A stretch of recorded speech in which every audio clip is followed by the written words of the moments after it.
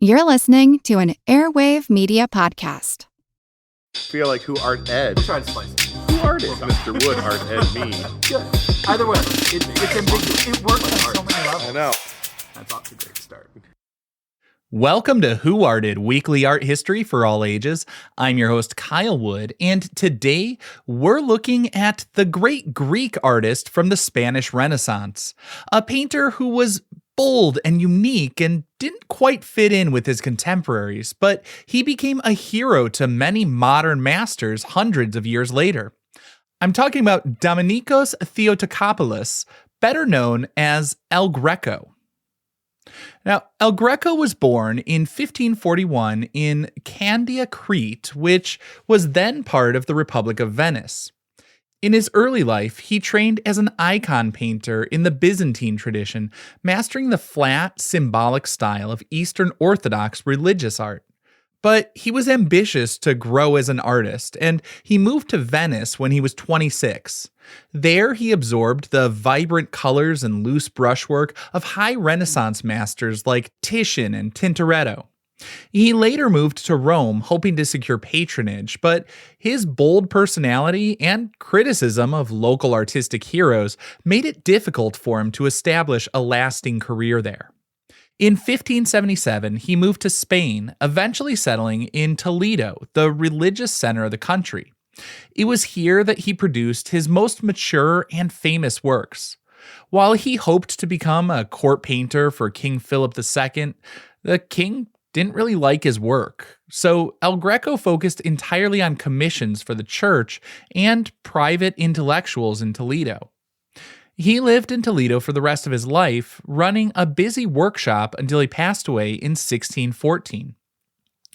Today, El Greco is best remembered as a leading figure of Mannerism, a style that emerged in the late Renaissance which rejected realistic proportions, instead focusing on emotional intensity. His figures are elongated and twisted in unnatural poses, often bathed in this eerie acid green or brilliant blue light. While his contemporaries sometimes found his work jarring or just bizarre, his refusal to adhere to strict realism allowed him to create a sense of deep spiritual mysticism that defined his legacy. Now, here are 5 quick things to know about El Greco. First off, his famous nickname is actually a mix of 2 different languages. El Greco would translate to the Greek, but it's sort of a hybrid. The El is the Spanish definite article, while Greco is Italian. The Spanish word would have been Grigio. So they used Spanish and Italian words to define him as Greek. And he was immensely proud of his Greek heritage. He almost always signed his paintings with his full birth name, Domenikos Theotokopoulos, using Greek letters, and often added a kres, K-R-E-S, meaning Cretan, to emphasize his origins. Number 2, El Greco didn't seem to think too highly of Michelangelo's ability to paint.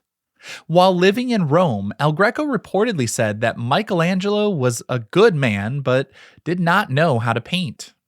This was a shocking statement. I mean, we think of Michelangelo as one of the giants of art history today, but, I mean, if we're being honest, he had a little bit of a point. I mean, you ever look at one of the close-ups of, like, the Sibyls on the Sistine Chapel ceiling? Anyways, El Greco offered to repaint the Last Judgment in the Sistine Chapel, claiming he could do it with more modesty and better artistic quality.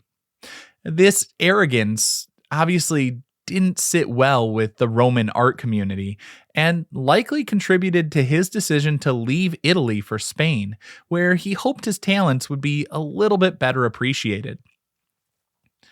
Number 3, scientists actually for a while theorized that El Greco might have had a vision problem.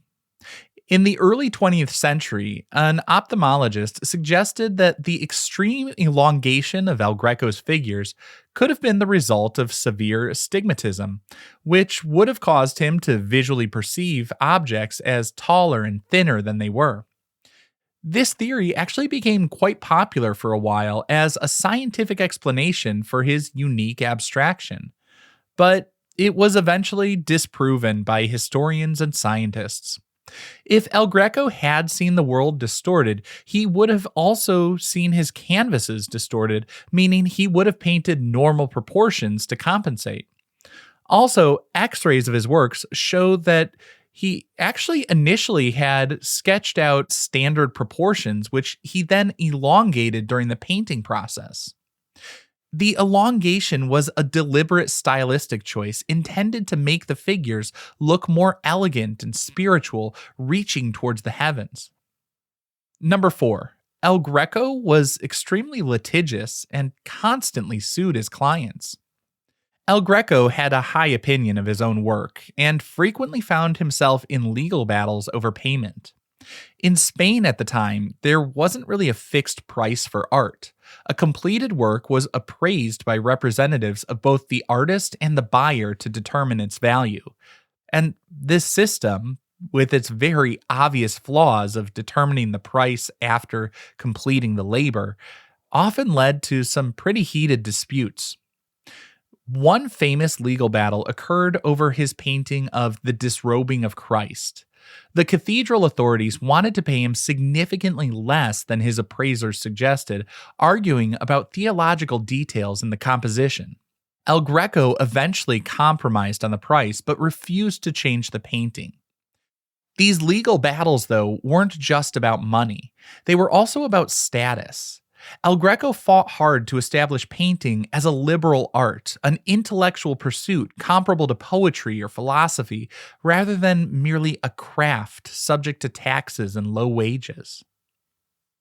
And finally, number 5. While El Greco is pretty well known today, he was virtually forgotten for about 300 years after his death.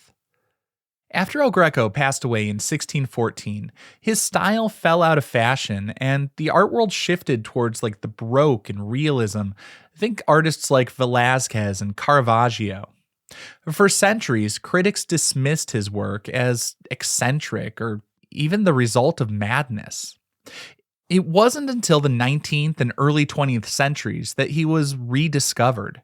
Romantic and expressionist artists saw him as a visionary precursor to modernism. His distortion of form for emotional effect heavily influenced the development of expressionism and cubism. Pablo Picasso, in particular, studied El Greco's work extensively. Art historians point specifically to El Greco's The Opening of the Fifth Seal as a key influence on Picasso's Les Demoiselles d'Avignon. Picasso visited the Paris studio of a friend, Ignacio Zuloaga, specifically to study this El Greco painting.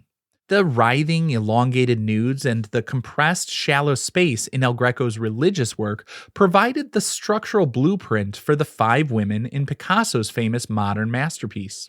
El Greco depicted souls that were elongated, angular, and anatomically distorted to show spiritual ecstasy.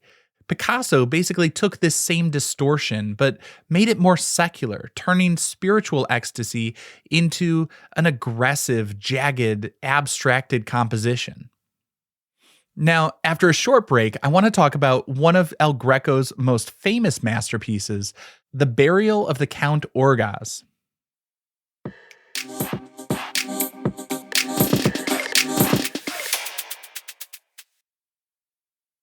Welcome back. Today, we're looking at El Greco's The Burial of Count Orgaz from 1586. This is a massive oil painting, measuring roughly 15 by 11 feet. It's in the original location where it was first painted, the Church of Santo Tome in Toledo, Spain. The painting was commissioned by the parish priest to commemorate the miraculous legend of Don Gonzalo Ruiz, the Lord of Orgaz, who died back in 1323. The legend said that the Count was such a pious and charitable man that when he died, St. Stephen and St. Augustine descended from heaven to personally bury him. El Greco depicts this miracle in the lower half of the painting. We see the 2 saints dressed in magnificent golden robes lowering the Count's armored body into his tomb. The realism in this section is striking. The armor gleams with reflected light, the skin tones are all naturalistic, and surrounding the burial, we see local noblemen painted as portraits of the contemporary elite of Toledo. El Greco even included a portrait of his own young son, Jorge Manuel, who looks out at the viewer while pointing a finger at the miraculous event. The upper half of the painting, representing the heavens, stands in stark contrast to the lower half. Here, the style shifts dramatically to that signature mannerism. The clouds are swirling and abstract, the figures are elongated and twisting. We see Jesus Christ himself at the very top, dressed in white, acting as the judge of the soul. Below him, we see the Virgin Mary seated and John the Baptist. An angel in the center guides a small, translucent, sort of cloud-like form upward, and this represents the soul of the Count ascending to heaven through a birth canal-like opening in the clouds. The painting beautifully synthesizes these different styles. There's some realism, some mannerism, and all of this is done dramatically for this awe-inspiring divine effect. It serves as a visual theological lesson, connecting a funeral mass happening in the church with the judgment happening in heaven. The composition directly links the two halves through color and gesture. The gold in the saints' robes in the bottom half is balanced by the golden light of heaven. The painting was an immediate success upon its reveal, and people flocked to the church not just to see the religious narrative, but to spot the portraits of their neighbors and city officials in the crowd. And this is what El Greco was really great at. He was able to make pieces that were of his time, literally showing contemporaries in the image, but also making it sort of timeless. He was able to merge the physical and the spiritual into a single cohesive image. This concludes this week's episode of Who Arted, part of the Airwave Media Podcast Network.